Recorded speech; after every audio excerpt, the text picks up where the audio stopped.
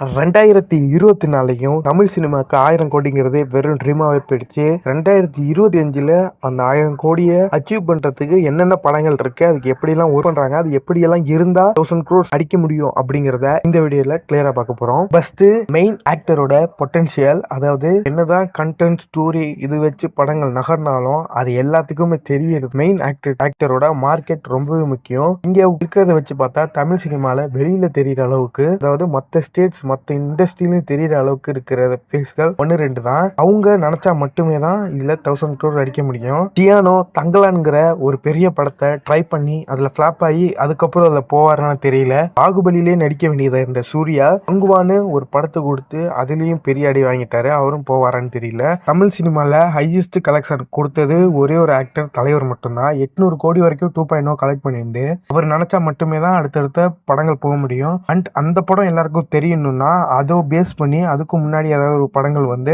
இருந்தாதான் அந்த படத்துக்கு அது மைலேஜ் அமையும். இந்த மாதிரி ஒரு முக்கியமான விஷயங்கள்லாம் இருக்கு. அண்ட் மார்க்கெட் பொறுத்த வரைக்கும் சவுத் சைடை விட நார்த் சைடு கலெக்ஷன் அதிகமா பண்ணணும். அங்க உள்ள பீப்புள்ஸ்க்கு தான் மார்க்கெட் அதிகம். உங்க படம் ஒர்க் அவுட் ஆச்சுன்னா கன்ஃபார்ம் தான் 1000 crores அடிச்சிடும். எக்ஸாம்பிளுக்கு இப்போ வந்து புஷ்பா ஆகட்டும், அவங்க இண்டஸ்ட்ரியில் அடிச்சதை விட நார்த் சைடு அடிச்சது தான் அதிகம். நார்த் சைடு அதிக மார்க்கெட் வச்சிருக்கிறதும் சூப்பர் ஸ்டார் மட்டும்தான்.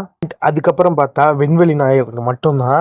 அவரோட நெக்ஸ்ட் படம் தக் லைஃப், மணிரத்னம் சார் அவர் 2 பேரும் இருக்காம்போ அது இந்தியாவில் கண்டிப்பாக ஒரு டாக்ஸ் இருக்கும். அண்ட் அதை பீப்புளை என்கேஜ் பண்ணிச்சு அப்படின்னா அந்த படத்துக்கும் சான்ஸ் இருக்கு. அதுக்கப்புறம் ஏகே மட்டும்தான். ஏகேவோட மார்க்கெட் அதர் இண்டஸ்ட்ரியில் அவ்வளோ பெருசு கிடையாது. அண்ட் இப்போதைக்கு அவர் சில ரேசஸ் அண்ட் வேர்ல்டு வைடாக சில இன்டர்நேஷனல் வைஸாக விஷயங்கள் பண்ணுறாரு. அது மூலயமா அவர் மேலே ஒரு வியூ கிடச்சி அது மூலயமா வரத்துக்கு வேணால் வாய்ப்பு இருக்க தவிர அப்படி மார்க்கெட் மூலமா வரதுக்கு வாய்ப்பு இல்லை. அண்ட் அவர் இப்போதான் கேம்குள்ளேயே இறங்கியிருக்காரு.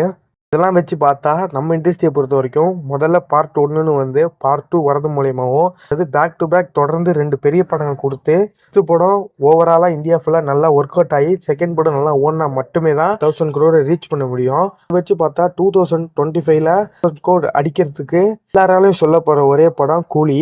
முன்னாடியே சொன்ன மாதிரி சூப்பர் ஸ்டார் அப்படிங்கிற ஒரு பெரிய மார்க்கெட் இருக்கு. அதையும் தாண்டி நார்த் சைடை கவர் பண்ண அமீர் கான் எல்லாம் என்ட்ரி போட்டிருக்காரு. ஒவ்வொரு இண்டஸ்ட்ரியிலேருந்து ஒவ்வொரு ஆள் இருக்காங்க.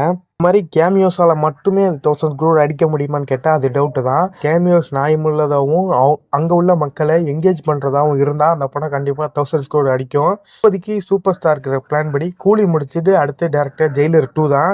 Jailer 1 100 crore collection, Jailer 2 1000 crores தான் மேக்ஸிமம் எதிர்பார்க்குறாங்க. ஏன்னா அது நார்த் சைடு நல்ல பர்ஃபார்மன்ஸை கொடுத்துருந்தது.